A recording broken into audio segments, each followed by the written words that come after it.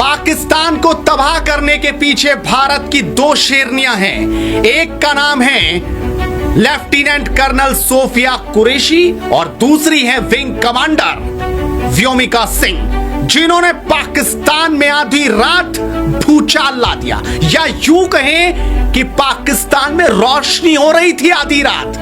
जब पूरी दुनिया सोई हुई थी तब पाकिस्तान जगमगा रहा था। और उसके पीछे ये दो भारतीय शेरनी हैं, जिन्होंने धर्म नहीं पूछा, जिन्होंने पैंट नहीं खुलवाई, जिन्होंने चुन चुन कर नहीं मारा, बल्कि तैयारी थी और घुस कर मारा। नमस्कार, स्वागत है आपका एडवांस इंडिया पर। मैं हूं नवीन चौहान। आपको याद है ना 22 तारीख की वो घटना जब पहलगांव में किस तरीके से पैंट खुलवाई गई, धर्म पूछ पूछ कर सुहाग उजाड़े गए। लेकिन उस सुहाग की रक्षा के लिए, उसका बदला लेने के लिए आज भारत की दो शेरनियों को जिम्मेदारी दी गई। जब आधी रात आप सो चुके होंगे ना, नींद में होंगे, उस वक्त ये दो शेरनियां दहाड़े मार रही थी। इनकी दहाड़ पाकिस्तान सुन रहा था। एक है व्योमिका सिंह और दूसरी है सोफिया कुरैशी। जी हां, वही सोफिया कुरैशी जब 1999 में भारत और पाकिस्तान के बीच करगिल छिड़ा हुआ था, तब इन्होंने ये ठान लिया था कि वो भारतीय सेना में शामिल हुई। तब वो 17 साल की थी और उनके अंदर वही जज्बा था कि वो पाकिस्तान को जवाब देंगी। और जब 2025 आता है तो उनकी तैयारी पूरी हो चुकी थी। पाकिस्तान में वो तस्वीरें आप देखिए, कैसे मसूद अजहर और उनके आतंकी आका मिट्टी में मिल चुके हैं। उनके मदरसे में बड़े बड़े मिसाइल के छेद नजर आ रहे हैं। उन्होंने किस तरीके से मलबा ही मलबा कर दिया। और इनके पीछे है ये सोफिया। जी हां, वही सोफिया जो इस्लाम धर्म से आती हैं और आज देश की रक्षा कर रही हैं। आज वो पाकिस्तान में किस तरीके से हमला करती हैं, कैसे वो आधी रात रणनीति बनाती है और पूरी तरीके से पाकिस्तान में सुबह होते होते हाहाकार मच जाता है। ये हाहाकार बता रहा है कि पाकिस्तान अब घुटनों पर है। 1999 में जब देश करगिल युद्ध के दौर से गुजर रहा था, उसी साल सोफिया कुरैशी ने भारतीय सेना की वर्दी पहनी थी और यही उन्होंने प्रण लिया था कि वो अब छोड़ेंगी नहीं।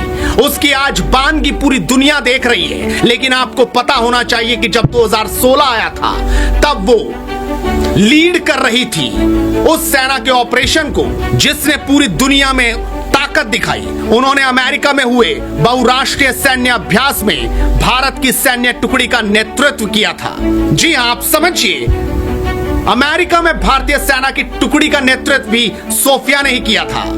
लेकिन वो यही नहीं रुकती, उन पर मोदी को भरोसा ऐसा ही नहीं हो गया। पहले तो 1999, उसके बाद 2016 और अब बारी 2025 की थी। जब वो सामने आती है ना, जब सेना की प्रेस कॉन्फ्रेंस होती है और उनके चेहरे पर वो तेज दिखाई देता है और वो आंखें उनकी बता रही थी कि सुकून अब उन्हें बहुत मिला है। सुप्रभात देवियों और सज्जनों, मैं कर्नल सोफिया कुरैशी और मेरे साथ विंग कमांडर व्योमिका सिंह आज आपको 6 से 7 मई 2025 की रात 1:05 से 1:30 बजे के बीच भारतीय सशस्त्र बलों द्वारा अंजाम दिए गए ऑपरेशन सिंदूर के बारे में जानकारी देंगे। ऑपरेशन सिंदूर 22 अप्रैल को पहलगाम में हुए विभत्स आतंकवादी हमले के शिकार मासूम नागरिकों व उनके परिवारों को न्याय देने के लिए लॉन्च किया गया था। इस कार्रवाई में 9 टेररिस्ट कैंप्स को टारगेट किया गया और पूरी तरह से इसे बर्बाद किया गया। पाकिस्तान में पिछले 3 दशकों से टेरर इंफ्रास्ट्रक्चर का निर्माण हो रहा है। इसमें recruitment, indoctrination centres, training areas व लॉन्च पैड शामिल थे, जो पाकिस्तान और पाक अधिकृत जम्मू कश्मीर POJK दोनों में फैले हैं। तो देखा आपने, अब हम आपको बताते हैं सोफिया की कुछ वो कहानी के अंश जो आपको जरूर देखना चाहिए। गुजरात में पैदा हुई थी सोफिया कुरैशी। जब 1981 में उनका जन्म वडोदरा में हुआ, तब किसी ने सोचा नहीं था कि 2025 में कुछ ऐसी इबारत वो लिखेंगी। लेकिन उनकी तैयारी पूरी थी। 1999 में उन्होंने सेना की वर्दी पहनी और उसके बाद तो लगातार वो अपनी यात्रा में निकल पड़ी। लेफ्टिनेंट कर्नल सोफिया कुरैशी उस समय सुर्खियों में आती है जब उन्होंने एक बहुराष्ट्रीय सैन्य अभ्यास में भारतीय दल की अगुवाई की थी। तब वो ऐसा करने वाली भारतीय सेना की पहली महिला अधिकारी बन गई। इस अभ्यास का नाम एक्सरसाइज फोर्स था, जो भारत की ओर से आयोजित उस समय का सबसे बड़ा विदेशी सैन्य अभ्यास था।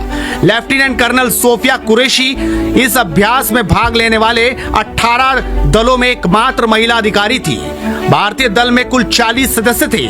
उस समय वो भारतीय सेना की सिंगल कोर अधिकारी थी। आपको बता दें कि उनके दादा भी सेना में थे, उनके पिता भी सेना में थे। यानी कि समझ में आता है कि बेटी के अंदर किस तरीके से राष्ट्रभक्ति भरी हुई थी।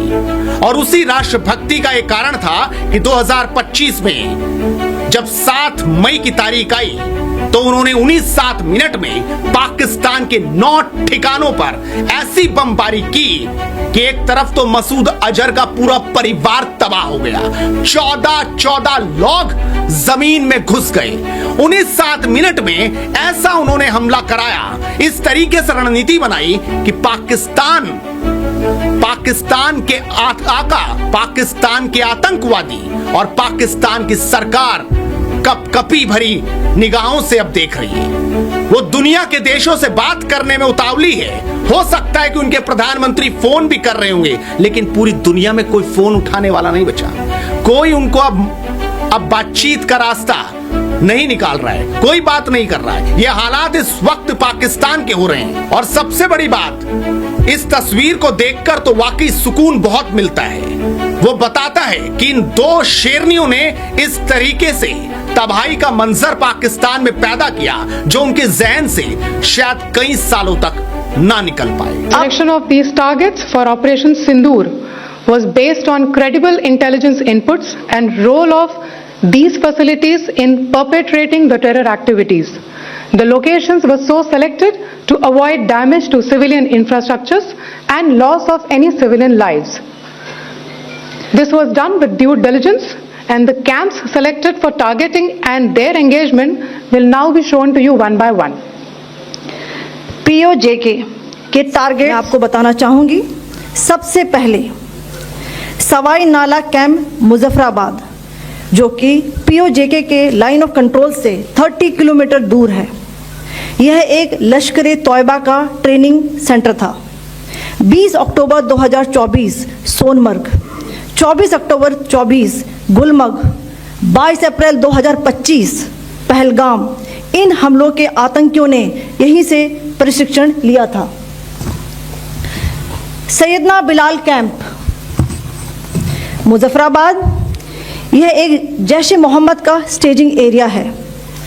यह हथियार, विस्फोटक और जंगल सर्वाइवल ट्रेनिंग का केंद्र भी था।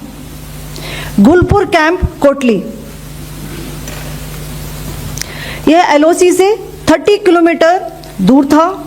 लश्कर ए तोयबा का बेस था जो रजौरी, पुंछ में सक्रिय था। 20 अप्रैल 2023 को पुंछ में और 9 जून 2024 को तीर्थ यात्रियों के बस हमले में यहीं से आतंकी को ट्रेन किया गया था। बरनाला कैंप बिम्बर, ये LOC से 9 किलोमीटर दूर है। यहाँ पर हथियार, हैंडलिंग, IED व जंगल सर्वाइवल का प्रशिक्षण केंद्र था। अब्बास कैंप कोटली, यह LOC से 13 किलोमीटर दूर है। लश्कर ए तोयबा का फिदाइन यहाँ तैयार होता था। इसकी कैपेसिटी 15 टेररिस्ट को ट्रेन करने की थी।